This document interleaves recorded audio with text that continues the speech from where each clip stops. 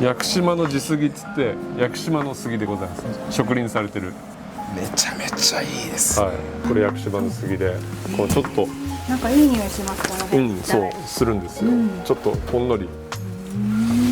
ここら辺の屋久杉材っつっても植林されてる木なんで、こういうのいっぱい使ってもらった方が山が活性化したりとか、全部そういう意味があって、で横浜で一つずつ手作りで作っておりますんで、永久保証的な、うちの会社がある限りは修理が全部できるんで。天然木なんで、その家が例えばすっごい湿度が高かったりとか、もうカラッカラだったりするとちょっと動いたりとかはあるんですけど、そういうのも全部責任持って対処するんで、ちゃんと自然のものだよっていうのを理解してくれた人が購入してもらえればいいかなと